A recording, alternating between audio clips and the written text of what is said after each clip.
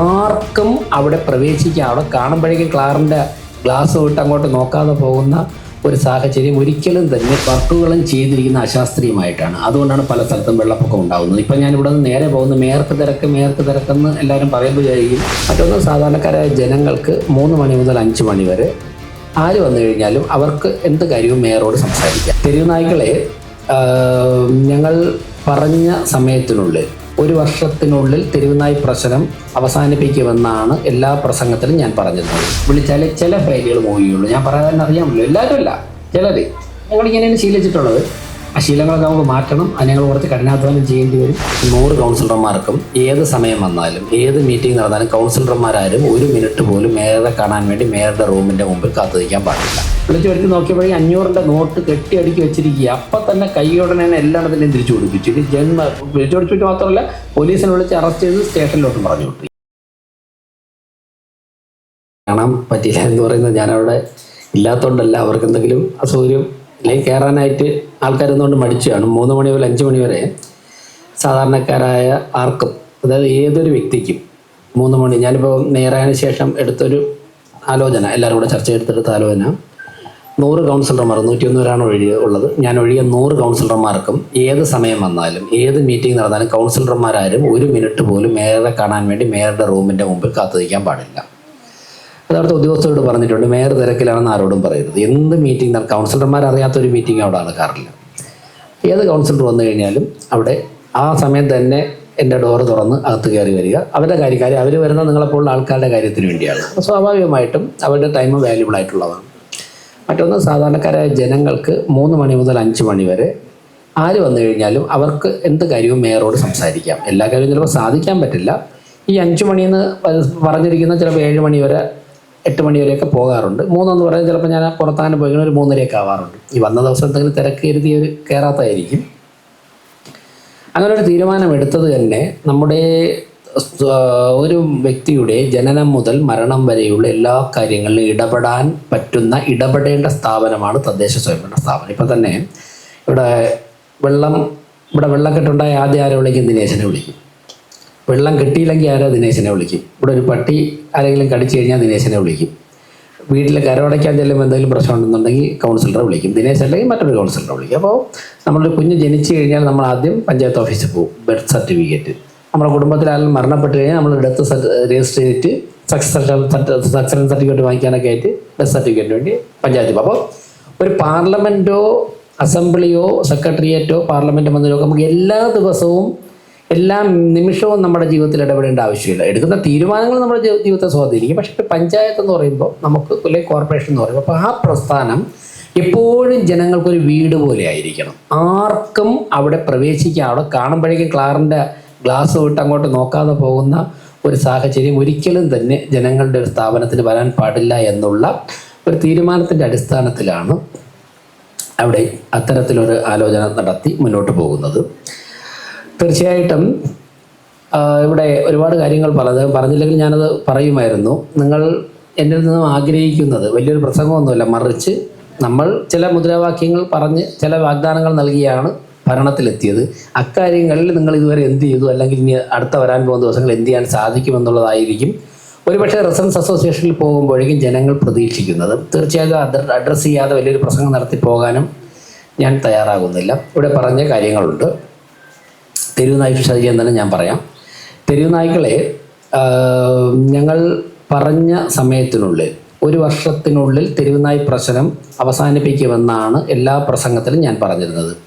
നിങ്ങൾ അടിവരയിട്ട് ഞാൻ പറയുന്നു, ആവർത്തിക്കുന്നു, ഡിസംബർ 26-നാണ് ഞങ്ങൾ സത്യപ്രതിജ്ഞ ചെയ്തത്. ആ 1 വർഷം പൂർത്തിയാകുന്നതിന് മുൻപ് തെരുവുനായ്ക്കളുടെ ഭീകരമായിട്ടുള്ള ബുദ്ധിമുട്ട് തിരുവനന്തപുരം നഗരത്തിൽ നിന്നും അവസാനിപ്പിച്ചിരിക്കുമെന്നുള്ള കാര്യത്തിൽ യാതൊരു സംശയമില്ല. എന്ന് പറഞ്ഞാൽ അതിനുവേണ്ടി അടുത്ത ഡിസംബർ 26 കാത്തിരിക്കണമെന്നുമല്ല. പക്ഷേ ഒരു സമയം മനസ്സിൽ തീരുമാനിച്ചിട്ടുണ്ട്. ഞങ്ങളുടെ ചെറിയൊരു ടീമിനെ ഡിസ്കസ് ചെയ്തിട്ടുണ്ട്. ഒരു സംശയം വേണ്ട, എത്രയും പെട്ടെന്ന് തന്നെ അവസാനിപ്പിക്കുക. 50 എണ്ണത്തിന് നമ്മളൊരു പൈലറ്റ് പ്രോജക്റ്റ് എന്നുള്ള നിലയ്ക്ക് പിടിച്ച് പൂവാറിലൊരു ഷെൽട്ടറിൽ ഇട്ടിട്ടുണ്ട്. അത് വളരെ നന്നായിട്ട് അവിടെ ജീവിക്കുന്നു. പിടിച്ചുകൊണ്ട് പോയതിനേക്കാൾ ഹാപ്പിയാണ്. അതിൻ്റെ ഹെൽത്തൊക്കെ തന്നെ കുറേ കൂടെ വ്യത്യാസം വന്നിട്ടുണ്ട്. ഇപ്പോൾ അതിനെ അഴിച്ച് പുറത്തു വിട്ടാലും തുറന്നു വിട്ടാലും പോകാത്തൊരവസ്ഥയാണ്. കാര്യം 3 നേരം നല്ല ഭക്ഷണം കിട്ടുന്നുണ്ട്. പിന്നെ ആരെയും ഏറുകൊള്ളണ്ട, ആരുടെയും കുത്തുവാക്കുകൾ കേൾക്കണ്ട, വളരെ ഹാപ്പി ആയിട്ട് വളരെ നന്നായിട്ട് പോകുന്നുണ്ട്. അതിനുശേഷം ബാക്കിയുള്ളതിനെ പിടിച്ച് അടയ്ക്കുവാനുള്ള ഷെൽട്ടറുകൾക്ക് വേണ്ടിയുള്ള സ്ഥലം ഞങ്ങൾ അന്വേഷിച്ചിട്ടുണ്ട്. ഒരു 3 സ്ഥലത്ത് ഒരേ സമയം അതിൻ്റെ പരിശോധനയും പേപ്പർ വർക്കുകളും നടന്നുകൊണ്ടിരിക്കുകയാണ്. ആ സ്ഥലമായി കഴിഞ്ഞാൽ ഒരു 2 മാസം കൊണ്ട് ഷെൽട്ടർ പൂർത്തിയായാൽ നമുക്ക് ഏറ്റവും പ്രശ്നമുള്ള സ്ഥലങ്ങളിൽ നിന്ന് മാറ്റാൻ സാധിക്കും. പിന്നെ വെള്ളക്കെട്ട് നമ്മുടെ പല വർക്കുകളും ചെയ്തിരിക്കുന്ന അശാസ്ത്രീയമായിട്ടാണ്. അതുകൊണ്ടാണ് പല സ്ഥലത്തും വെള്ളപ്പൊക്കം ഉണ്ടാകുന്നത്. ഇപ്പം ഞാനിവിടെ നിന്ന് നേരെ പോകുന്ന മേർക്ക് തിരക്കെന്ന് എല്ലാവരും പറയുമ്പോൾ വിചാരിക്കും വ്യക്തിപരമായ എന്തോ തിരക്കൊന്നുമല്ല. ഇവിടെ പഴവങ്ങാടി ഭാഗത്ത് ഹിറ്റാച്ചി തോട്ടിലിറക്കി നിർത്തിയിട്ട് മാലിന്യം വാരിക്കൊണ്ടിരിക്കുകയാണ്. ഇപ്പോൾ ഹെൽത്ത് ചെയർമാൻ്റെ കോളാണ് എനിക്കിപ്പോൾ അവസാനമായിട്ട് വന്നത്. ഹെൽത്ത് ചെയർമാനൊക്കെ ഒന്ന് വർക്ക് തുടങ്ങി. അപ്പോൾ അതൊന്ന് മോണിറ്റർ ചെയ്യാൻ വേണ്ടിയിട്ട് ഒന്ന് അവിടെ പോകണം. അങ്ങനെയുള്ള കാര്യങ്ങൾ ചെയ്തുകൊണ്ടിരിക്കുക. പക്ഷേ നമുക്കറിയാം തിരുവനന്തപുരം നഗരത്തിലെ വെള്ളക്കെട്ടിൻ്റെ അടിസ്ഥാന പ്രശ്നങ്ങൾ ആമയിഴഞ്ഞാൻ തോടും പർവ്വത പുത്തനാറിലുമൊക്കെ തന്നെ വർഷങ്ങളായിട്ട് അടിഞ്ഞുകൂടിയിരിക്കുന്ന മണ്ണും മാലിന്യങ്ങളുമാണ്. ഇത് മാറ്റാൻ പ്രശ്നമില്ല, മാറ്റാം. പക്ഷെ മാറ്റിക്കൊണ്ടിടാനുള്ള സ്ഥലം നമ്മൾ കണ്ടുപിടിക്കണം. ഇങ്ങനെയുള്ള കുറേ ഒന്നായിട്ട് ഇപ്പം നമ്മുടെ ഒരു അസുഖം വന്നു കഴിഞ്ഞാൽ കണക്ട് ചെയ്ത് ശരീരത്തിൻ്റെ എല്ലാ ഭാഗത്തും ബാധിക്കുന്ന ചില അസുഖങ്ങളൊക്കെ ഉണ്ട്. അതുപോലെ തന്നെ എല്ലാം കണക്റ്റഡാണ്. ഇപ്പോൾ അറവുശാല, നമ്മുടെ സ്ലോട്ടർ ഹൗസ് കുന്നുകുഴിയിൽ, അതിപ്പോൾ ഞാൻ ചെന്നപ്പോഴേക്കും എൻ്റെ ഇലക്ട്രിക് കണക്ഷൻ കിട്ടിയിട്ടില്ല. അതിൻ്റെ പുറകിലാണ്. അതായി കഴിഞ്ഞാൽ നമുക്ക് എല്ലാത്തിനെയും അവിടെ മൃഗങ്ങളെയൊക്കെ തന്നെ ഇറച്ചിക്ക് അവിടെ സ്ലോട്ടർ ഹൗസ് ഉപയോഗിക്കാൻ പറ്റുന്ന സാഹചര്യം ഉണ്ടാകുമ്പോൾ മാലിന്യം പരമാവധി റോഡിലും തോടിലും തള്ളും നമുക്ക് ഒഴിവാക്കാൻ സാധിക്കും. ഇങ്ങനെയുള്ള 1 by 1 ആയിട്ട് ഞങ്ങൾ ഓരോ പ്രശ്നങ്ങളും പരിഹരിച്ചുകൊണ്ടിരിക്കുകയാണ്. അതോടൊപ്പം തന്നെ ദൈനംദിന പ്രവർത്തനങ്ങൾ നോക്കണം. ഹരിതകർമ്മസേന, കുടുംബശ്രീ, ശുചീകരണ തൊഴിലാളികൾ, ഇങ്ങനെയുള്ള വലിയൊരു പ്രക്രിയ വരുന്നത്. ഇപ്പോൾ സ്കൂൾ തുറക്കുന്നതിന് മുമ്പ് സ്കൂളുകൾ നവീകരിക്കണം. വലിയ ഒരു പ്രക്രിയയുണ്ട്. പരമാവധി ഇതൊക്കെ ചെയ്തുകൊണ്ടിരിക്കുകയാണ്. പിന്നെ ഉദ്യോഗസ്ഥർ പലതരത്തിലുണ്ട്. വളരെ ആത്മാർത്ഥമായിട്ട് ജോലി ചെയ്യുന്ന ഉദ്യോഗസ്ഥരുണ്ട്. ഒരു ഫയൽ എൻ്റെ അടുത്ത് വന്നു കഴിഞ്ഞാൽ ആ ഫയൽ തടസ്സമൊന്നും ഇല്ലെങ്കിൽ ഒരു 6 മാസം എൻ്റെ അടുത്ത് ഇരുന്നാൽ മാത്രമേ, ഞാൻ ഒപ്പിട്ടാൽ മാത്രമേ എനിക്കൊരു ഞാനിരിക്കുന്ന കസേരയ്ക്ക് ഒരു വെയിറ്റ് ഉള്ളൂ എന്ന് ധരിച്ചിരിക്കുന്ന ഒരുപാട് ഉദ്യോഗസ്ഥരുടെ നടുവിലിരുന്നാണ് ഞങ്ങളൊക്കെ തന്നെ ജോലി ചെയ്യുന്നത്. അതുകൊണ്ട് തന്നെ ഒരു തീരുമാനം ഞാനിപ്പോൾ ഒപ്പിട്ട് കൊടുത്താലും ഈ പാവപ്പെട്ട ഒരു മേയർ ഒപ്പിട്ടതല്ലേ എന്ന് കരുതിയിട്ട് വിചാരിക്കും ആ തീരുമാനം താഴോട്ടൊക്കെ നടപ്പിലായിക്കോളും വിചാരിക്കും. ഞാൻ ഒപ്പിട്ട് വാങ്ങിച്ച ആളുടെ അവിടെ നിന്ന് 1 or 2 ടേബിളിൽ അത് പോകും. 3ാമത്തെ ടേബിളിൽ ചെല്ലുമ്പോൾ സ്വാഭാവികമായിട്ടും ശീലിച്ച് വന്നൊരു ശൈലിയിൽ അവിടെ ഇരിക്കും. പിന്നെ വീണ്ടും ഒന്നുകൂടി കൺസേൺഡ് ആളിനെ വിളിച്ചാലേ ചില ഫയലുകൾ മൂവ് ചെയ്യുള്ളൂ. ഞാൻ പറയാൻ തന്നെ അറിയാമല്ലോ, എല്ലാവരും അല്ല, ചിലർ. ഞങ്ങളിങ്ങനെയാണ് ശീലിച്ചിട്ടുള്ളത്. ആ ശീലങ്ങളൊക്കെ നമുക്ക് മാറ്റണം. അത് ഞങ്ങൾ കുറച്ച് കഠിനാധ്വാനം ചെയ്യേണ്ടി വരും.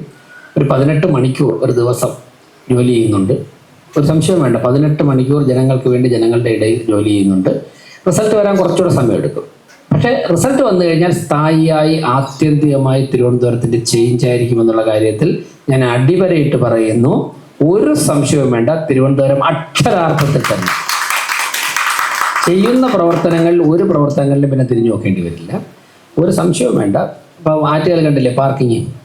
ഇനി ജന്മത്ത് കാർ പാർക്കിങ് ആയാൽ നിയമത്തിൽ കൂടുതൽ പൈസ വാങ്ങില്ല. പോക്കറ്റിൽ നിന്ന് വാങ്ങിച്ച പൈസ ഞാൻ തന്നപ്പോഴേക്കും 400 രൂപയാണ് ഒരു കാറിന് വാങ്ങുന്നത്. ഒന്ന് ആലോചിച്ച് നോക്ക്. ഇവിടെ SMB സ്കൂൾ, സർക്കാർ സ്കൂളിൽ കൊണ്ടിട്ടിട്ട് രാവിലെ 8 മണി ഉച്ചയ്ക്ക് 2 മണി വരെ ബസ് തന്നെ 1000 രൂപയാണെങ്കിൽ വിളിച്ചു വരുത്തിയപ്പോഴേക്കും ആദ്യം വരാനത്ത് മടിയായിരുന്നു.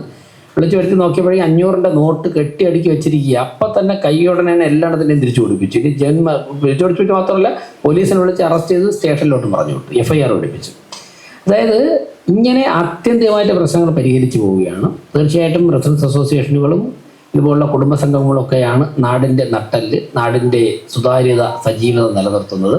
ഒരുപാട് കാര്യങ്ങൾ നിങ്ങൾക്ക് പറയാൻ കാണും. ഒരുപാട് കാര്യങ്ങളൊക്കെ ഞാൻ അങ്ങോട്ടും പറയാനായിട്ടുണ്ട്. ഞാൻ ദീർഘിപ്പിക്കുന്നില്ല. എന്തായാലും വരാനും എല്ലാവരെയും കാണാൻ കഴിഞ്ഞുള്ള സന്തോഷമുണ്ട്. ഇനിയും നിങ്ങൾക്ക് വേണ്ടി ജനങ്ങളുടെ ഇടയിലേക്ക് തന്നെയാണ് പ്രവർത്തിക്കാൻ വേണ്ടി കാറിൽ കയറി അങ്ങോട്ട് പോകുന്നത്. എന്ത് ആവശ്യമുണ്ടെങ്കിലും 3 മണി മുതൽ 5 മണി വരെ സമയത്തിൽ കുറച്ച് വ്യത്യാസം വരുത്തേണ്ടി വരും. എല്ലാ ദിവസവും ഒന്ന് വ്യത്യാസം വരുത്തേണ്ടി. കാര്യം ഇത് എല്ലാ ദിവസവും വയ്ക്കുമ്പോൾ മറ്റുള്ള ഫീൽഡിൽ പോകുമ്പോൾ ഫയൽ നോക്കണമൊക്കെ കുറച്ച് കുറയുന്നുണ്ട്. അതോടൊപ്പം ഞങ്ങൾ ജനങ്ങളുടെ ഇടയിലേക്ക് മാസത്തിൽ നിശ്ചിത ദിവസം ഒന്ന് വാർഡുകളിലേക്ക് വരണം എന്ന് ആഗ്രഹിക്കുന്നുണ്ട്. മേയറിൻ്റെ ഡെപ്യൂട്ടി മേയർ, സെക്രട്ടറി ഉൾപ്പെടെ ഉള്ളവർ ഞങ്ങളെ കാണാൻ വരണം. ഈ ഇലക്ഷൻ്റെ കോഡ് ഓഫ് കോണ്ടക്റ്റ് ഒക്കെ മാറിയിട്ട് അത്തരത്തിലുള്ള ചർച്ചകൾ ഞങ്ങൾ ആവിഷ്കരിക്കുന്നുണ്ട്. ഞാൻ ദീർഘിപ്പിക്കുന്നില്ല. എല്ലാവരെയും കാണാൻ വേണ്ടി സാധിച്ചുള്ള നന്ദി അർപ്പിച്ചുകൊണ്ട്, സന്തോഷം പ്രകടിപ്പിച്ചുകൊണ്ട് ഈ പരിപാടി ഉദ്ഘാടനം ചെയ്യാനായിട്ട് പ്രഖ്യാപിച്ചുകൊണ്ട്